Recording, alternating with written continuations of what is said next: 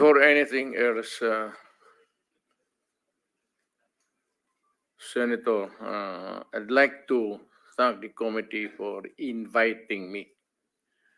Para once and for all, malaman natin ang totoo. So, I would like to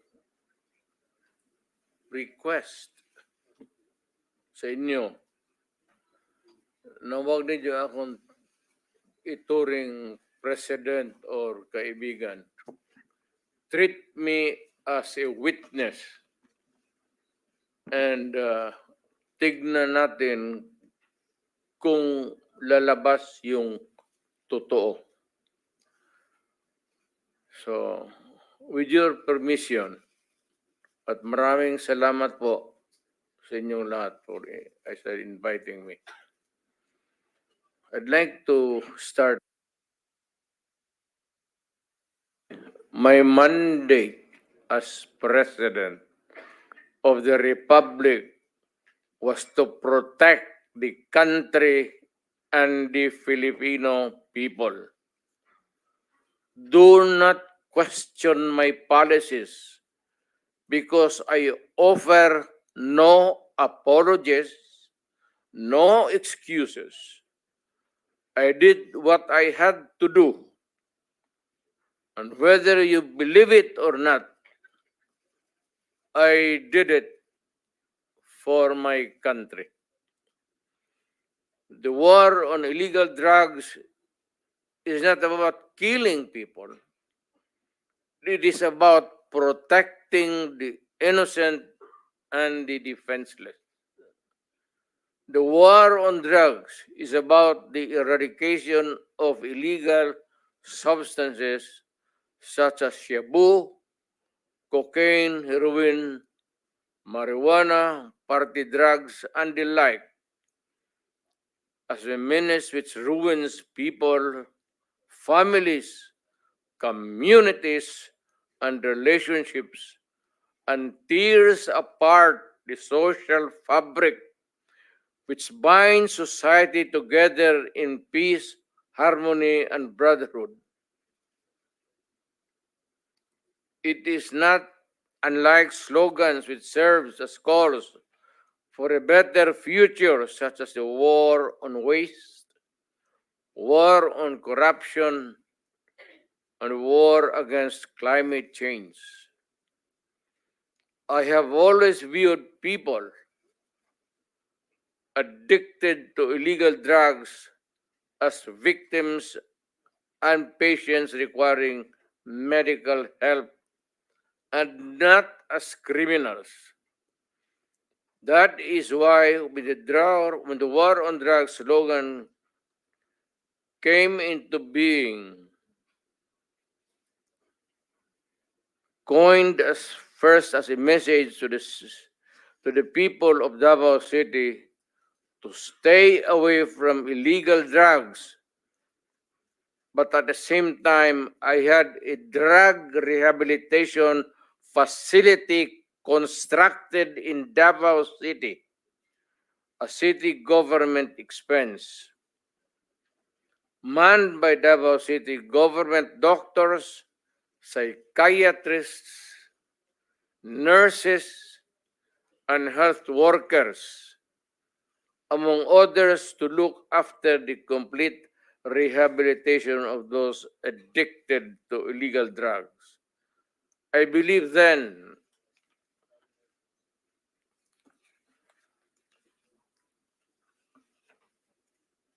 and I still believe now that rehabilitation and not fear of death or incarceration to be the key to the return of the addicted individuals back to the mainstream of a just and forgiving society.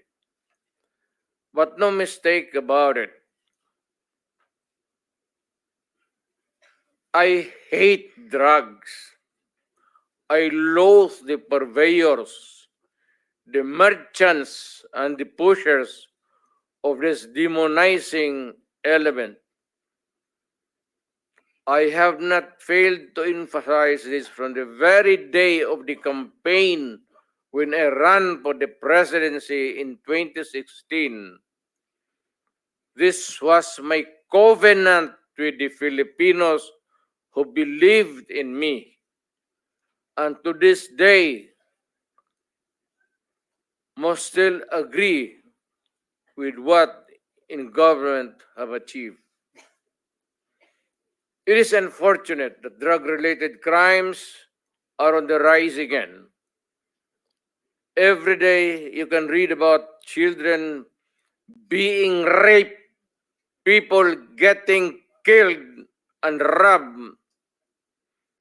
And just recently, a drug den was raided within the Malacanang complex. This clearly manifests that the purveyors of this menace are back in business.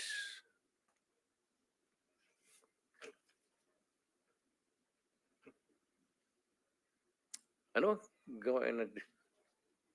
The Filipinos are anxious and distressed. Self-preservation is still the first law of nature. It is instinct. It is recognized in our laws as self-defense. That is why I have always told the police authorities and operatives to be mindful of this basic law of nature. However, I tell them not to abuse their authority and power. And hindi ko talaga pinayagan yung abuso ng pulis o sundalo kailanman sa buong buhay ko and as mayor for so many years and as president. In the guise of protecting themselves. But when your very life is placed at risk and it can be snuffed out in a matter of seconds, then and only then must you act accordingly. Repel the aggression only in self-defense. Alam mo, matagal ako nagturo sa aming bayan sa Police Academy. When I was a prosecutor,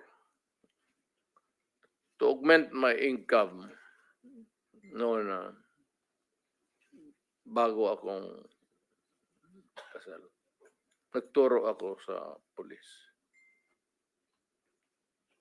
Ang sinabi ko talaga sa kanila, when you are arresting a criminal, you are not supposed to request him to surrender. Rather, you have to overcome the resistance. However,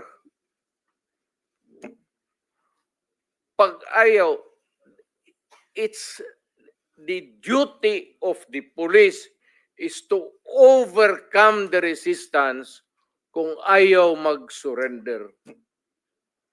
At kung may baril, at kung tingin mo, sabi ko sa mga polis doon sa academy, mamamatay ka, barilin mo. Barilin mo sa ulo.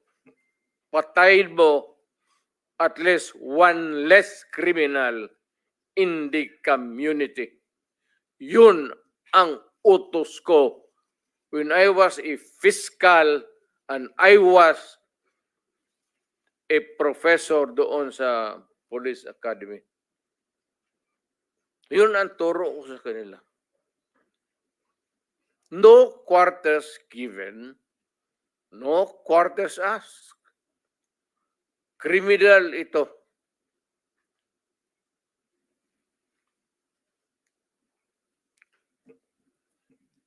Repel the aggression only in self-defense.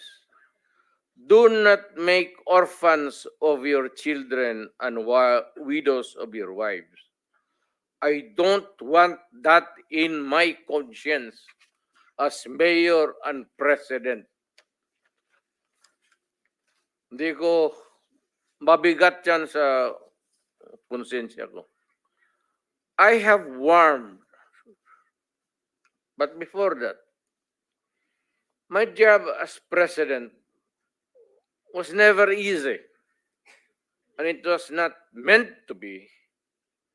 I have tried to do the best I can to address the problem of illegal drugs firmly and without compromise.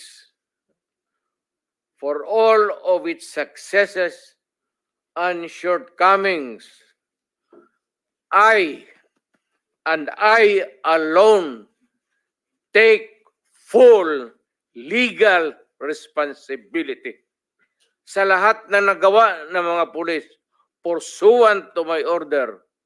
Ako ang managot.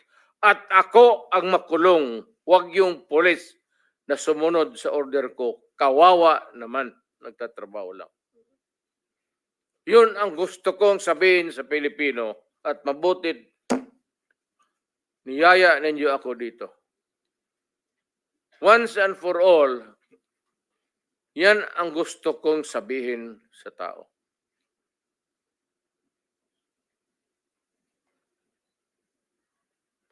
I have warned all of you as your president then and as a private citizen now. Drugs will destroy the Filipino. It will destroy my country. And I will never allow it. Baski ako empleyado sa gobyerno o private citizen, I will do what is necessary to protect my country, my community, at yung mga anak natin. This is a matter of principle. At papagkamatayan ko yan. Maraming salamat. I'm ready to answer your question. Thank you, Mr. President.